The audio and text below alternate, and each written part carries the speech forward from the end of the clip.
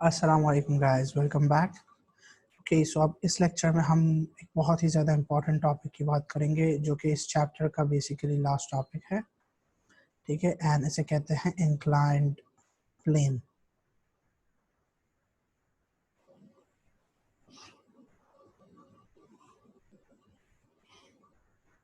ठीक है जी, इंक्लाइंड प्लेन। इंक्लाइंड प्लेन पे फोर्सेस किस तरह से एक्ट करती हैं उसकी बात करेंगे हम इस चैप्टर में। अच्छा जी, सो बेसिकली इंक्लाइंड प्लेन कहते हैं किसी भी ऐसे प्लेन को जो कि किसी एंगल पर हो, हॉरिजॉन्टल लाइन के। ठीक है, ये आपका हॉरिजॉन्टल है, ये हॉरिजॉन्टल ग्राउंड था जो कंटिन्यू हो रहा है, इस डॉटेड लाइन से शो हो रहा है हॉरिजॉन्टल, और एकदम से यहाँ से जो है एक राइज आ जाता है। ठीक है, और ये एंगल जो बना रहा है इसे हम थीटा अज्यूम कर लेते हैं। ठीक है, this is the angle theta, and इस प्लेन को बेसिकली कहते हैं इंक्लाइंड प्लेन, जो कि किसी एंगल पर हो टू द हॉरिजॉन्टल। अब इस प्लेन पर अगर कोई ऑब्जेक्ट पड़ा हुआ है तो उसकी फोर्सेस उस पर कौन कौन सी एक्ट करेंगी, लेट्स सी। सबसे पहले तो उसका वेट एक्ट करेगा। वेट उसका देखें, ऑब्जेक्ट कहीं पर भी हो, वेट हमेशा एक्ट करता है नीचे की तरफ to the centre of the earth. ठीक है, अर्थ क्योंकि ये है, जगह पूरी अर्थ है, राइट। वेट की वैल्यू क्या होती है, m g, mass multiplied by gravitational acceleration, right. फिर उसके बाद ये वेट जो है, इसके अलावा जो दूसरी फोर्स एक्ट करती है वो होती है नॉर्मल रिएक्शन फोर्स। ठीक है, ये नॉर्मल रिएक्शन फोर्स की बात मैं पिछले लेक्चर में भी कर चुका हूँ कि ये आपकी नॉर्मल रिएक्शन फोर्स है। ठीक है, जो कि परपेंडिकुलर होती है टू द ग्राउंड, एंड ये आपकी नॉर्मल रिएक्शन फोर्स है। अब नॉर्मल इसे इसलिए कहते हैं क्योंकि ये नॉर्मली होती है, मतलब नॉर्मल का मतलब 90 डिग्री होती है। अब ये एम जी, क्योंकि ये एक वेट है, ये एक फोर्स है, तो इट कैन अंडरगो रेजोल्यूशन। ठीक है, ये अपने कंपोनेंट्स में स्प्लिट कर जाता है। एक होता है इसका वर्टिकल कंपोनेंट जिसकी वैल्यू होती है m g cos of theta. M g cos of theta जो होता है ये इस नॉर्मल रिएक्शन फोर्स के बिल्कुल ऑपोजिट होता है। और दूसरा कंपोनेंट होता है डाउन द प्लेन, इसे कहते हैं m g sine of theta, और ये हमेशा एग्जिस्ट करते हैं। ठीक है, एम जी कॉस और साइन थीटा दोनों हमेशा एग्जिस्ट करते हैं। M g cos of theta की वैल्यू नॉर्मल रिएक्शन फोर्स के हमेशा इक्वल होती है। नॉर्मल रिएक्शन फोर्स की value m g cos of theta के इक्वल होती है, whereas m g sine of theta आपके पीछे की तरफ एक्ट कर रहा होता है। अब अगर ऑब्जेक्ट स्टेशनरी है ना, इसका मतलब ये हुआ कि कोई ऐसी फोर्स है जो कि इस m g sine of theta को बैलेंस कर रही है।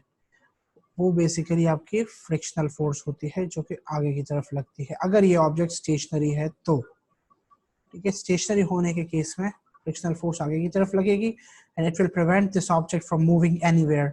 अगर ये ऑब्जेक्ट, ये m g sine of theta इस ऑब्जेक्ट को पीछे की तरफ खींच रहा है, फ्रिक्शनल फोर्स उसे आगे की तरफ एक्ट करेगी और वो उसे बैलेंस आउट कर देगी, because you guys know that it's a self adjusting force. अब ये फ्रिक्शनल फोर्स उसे एक्ट करेगी तो बैलेंस कर देगी, तो we can write that frictional force is equal to m g sine of theta. ठीक है, ये इक्वेशन आपकी बन सकती है, ये आपकी दूसरी इक्वेशन बन गई। अच्छा, इसके अलावा अगर ये ऑब्जेक्ट स्टेशनरी नहीं है और लेट्स अज्यूम कि ये नीचे की तरफ जा रहा है, राइट, नीचे की तरफ दोबारा फॉल कर रहा है, इसका मतलब क्या होगा कि m g sine of theta की वैल्यू फ्रिक्शनल फोर्स से ज़्यादा है, लिमिटिंग फ्रिक्शन से ज़्यादा है। उस केस में हमारे पास हम न्यूटन सेकेंड लॉ लगा सकते हैं, राइट। बड़ी फोर्स में से छोटी फोर्स को आप माइनस कर दें और इक्वेट कर दें आप उसे एम ए के। ये कब होगा, ये जब object moving down the plane, moving down. अगर ऑब्जेक्ट ऊपर की तरफ जा रहा है, ऊपर की तरफ कैसे जाएगा, अच्छा, ऊपर की तरफ जाने का हरगिज ये मतलब नहीं है कि फ्रिक्शनल फोर्स ऊपर बहुत ज़्यादा हो गई है वो उसे आगे की तरफ ले जा रही है, नहीं, हरगिज नहीं। बल्कि ऊपर की तरफ जाने का हर मतलब ये है कि कोई इंजन होगा इसके अंदर जो कि उसे आगे की तरफ एक फोर्स लगा रहा है। ठीक है, जब ऑब्जेक्ट ऊपर की तरफ मूव करेगा तो ये एक इंजन की थ्रस्ट फोर्स है। अब एक ऑब्जेक्ट अगर ऊपर की तरफ मूव कर रहा है किसी पर्टिकुलर कांस्टेंट वेलोसिटी के साथ, यही ऑब्जेक्ट पर पीछे की तरफ एक फोर्स लगेगी, m g sine of theta एक तो लगेगी, ठीक है, ये तो हमेशा रहेगी। लेकिन अब इस बार फ्रिक्शनल फोर्स जो होगी वो पीछे की तरफ लगेगी। क्यों? ये फ्रिक्शनल फोर्स सेल्फ एडजस्टिंग है और वो हमेशा होती है opposite to the direction of motion. Motion ऊपर है, फ्रिक्शनल फोर्स पीछे। इस केस में अगर हमें न्यूटन सेकंड लॉ लगाना है और ये ऑब्जेक्ट ऊपर की तरफ मूव कर रहा है, इसका मतलब ये हुआ कि ये जो आगे की फोर्स है ये बड़ी है, राइट। इस आगे वाली फोर्स जो कि बड़ी है इसमें से माइनस कर देंगे। अब हम इन दोनों फोर्सेस को माइनस करेंगे, मतलब frictional force plus mg sine of theta, और इसको इक्वेट कर देंगे ma के। तो अब इस केस में आपके पास ये न्यूटन सेकंड लॉ की इक्वेशन बन जाएगी। ये कब होगा? जब object moving up the plane होगा, अप द प्लेन। सो ये थे डाउन द प्लेन, ये था अप द प्लेन, और जब स्टेशनरी होगा तो they will be equal. Frictional force and mg sine of theta दोनों एक दूसरे के इक्वल होंगे इन केस ऑफ स्टेशनरी। ठीक है, ये तो इंक्लाइंड प्लेन की फोर्सेस की डिस्ट्रीब्यूशन हो गई। इसके अलावा मैंने आपको पिछली बार ये भी बता दिया था कि अगर हम इस एंगल का थीटा टैन निकाल लें, ये आपको कोएफिशिएंट ऑफ फ्रिक्शन की वैल्यू दे देगा।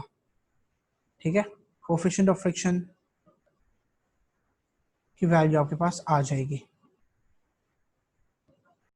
अच्छा जी, ये एक एग्जांपल क्वेश्चन है आपकी बुक से ही। एक ट्रक है, it's moving down this inclined plane, rest से शुरू होता है और यहाँ बॉटम तक पहुंच जाता है। ठीक है, अच्छा ये रेस्ट से शुरू हो रहा है, ये एक ही पॉइंट है। ठीक है, अब इंक्लाइंड प्लेन का डिस्टेंस दिया हुआ है 49 मीटर और हाइट दी हुई है 1 मीटर। पूछा है कि फाइनल एक्सेलरेशन क्या होगी। वैसे फाइनल नहीं, एक्सेलरेशन क्या है, एक कांस्टेंट एक्सेलरेशन है, उसकी वैल्यू निकालनी है और फाइनल वेलोसिटी निकालनी है। ठीक है, लेट्स सी कैसे कैलकुलेट करते हैं। आप यहाँ पर एक सेकंड के लिए वीडियो पॉज करके खुद ट्राई करें, ठीक है, वरना मैं खुद कर ही लूँगा। ठीक है, सो लेट्स गेट स्टार्टेड। अब बेसिकली होना ये है कि ये आपका 0 मीटर से स्टार्ट हो रहा है। अब इंक्लाइन प्लेन पे हमने जो फोर्सेस सीखी हैं बस उनको आप अप्लाई कर दें। आपको पता है mg साइन ऑफ थीटा इस तरफ एक्ट करेगा। अच्छा एक बात और भी कही हुई है कि ये एक स्मूथ सरफेस है। स्मूथ सरफेस का मतलब क्या हुआ कि फ्रिक्शनल फोर्स की वैल्यू क्या हो जाएगी? 0। इस केस पे अगर मैं न्यूटन सेकंड लॉ लगाना चाहूँ तो ये mg साइन ऑफ थीटा -0 हो जाएगा। किसके इक्वल हो जाएगा? ये ma के इक्वल हो जाएगा। mm कैंसिल आउट हो जाएंगे। अच्छा mm कैंसिल आउट हो गए, एक्सेलरेशन आपके पास है। ठीक है, इस एक्सेलरेशन की आप वैल्यू डाल दें, एक्सेलरेशन की वैल्यू आ जाएगी g साइन ऑफ थीटा के इक्वल। अच्छा ये थीटा की वैल्यू आपके पास है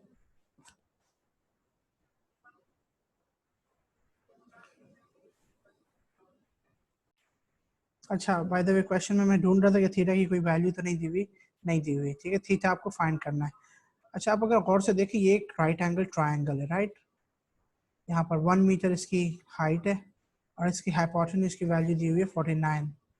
तो आप इससे आप साइन थीटा निकाल सकते हैं कि साइन थीटा की वैल्यू हो जाएगी ऑपोजिट अपॉन हाइपोटेन्यूज 1/49।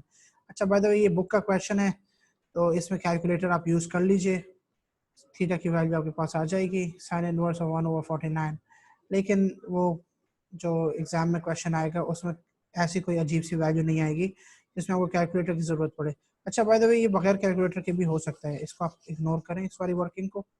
इसलिए करना कुछ ये है, जी साइन थीटा निकालना है ना। साइन थीटा की वैल्यू तो आपके पास आ गई है 1/49, जी की वैल्यू आपको पता है। अच्छा मैं 9.81 लिख रहा हूँ क्योंकि ये 49 दिया हुआ है, लेकिन आप नॉर्मली 10 ही ले लेते हैं हम। अच्छा तो यहाँ पे अगर मैं इसे आगे ले जाऊँ तो यहाँ 0 लगाना पड़ेगा मुझे। ठीक है, अब 49 1 जा 49 2 जा 98, अब ये हो जाएगा 2/10 यानी 0.2। तो 0.2 मीटर्स पर सेकंड स्क्वायर इसकी एक्सेलरेशन आ गई डाउन द प्लेन। एक्सेलरेशन आपके पास आ गई, आपके पास इनिशियल वेलोसिटी की वैल्यू 0 है, फाइनल वेलोसिटी की वैल्यू आपके पास फाइंड करनी है। डिस्टेंस आपको दिया हुआ है 49 मीटर्स का। As we go down the plane acceleration की वैल्यू आपने निकाल ली। फाइंड कर सकते हैं फाइनल वेलोसिटी जब टाइम नहीं दिया हुआ होता। कौन सी इक्वेशन ऑफ मोशन लगाते हैं? बाय द वे देखें ये एक्सेलरेशन की वैल्यू कांस्टेंट है तो इक्वेशन ऑफ मोशन यहाँ पर अप्लाई हो सकती है। तो यहाँ पर मैं लगाऊंगा v square equals u square plus 2as। Reason उसका ये है क्योंकि यहाँ टाइम नहीं गिवन तो हम ये वाला फॉर्मूला लगा सकते हैं। ये तो 0 हो जाएगी और एक्सेलरेशन की वैल्यू 0.2 है और डिस्टेंस की वैल्यू 49 है। इसका स्क्वायर रूट निकाल लीजिएगा, वेलोसिटी आपकी वैल्यू आ जाएगी। 2 times 2 is 0.4 times 49, इनका स्क्वायर रूट निकाल लें। अच्छा सो बेसिकली 49 का होता है 7 और 0.4 को यहाँ छोड़ दें। अच्छा, इसको भी आप सिंप्लीफाई कर सकते हैं। वैसे इसको आप 0.4 को पहले आप कन्वर्ट करें, ये हो जाएगा 4/10 मतलब 2/5। ठीक है, 2/5 का स्क्वायर रूट लेना है।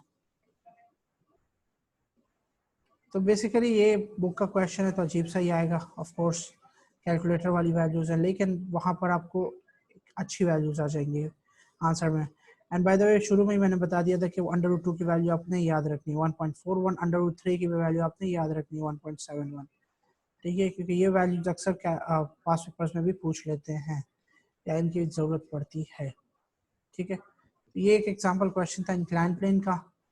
इंक्लाइन प्लेन की तरफ हम दोबारा आएंगे जब हम वर्क एनर्जी पावर करेंगे। ठीक है।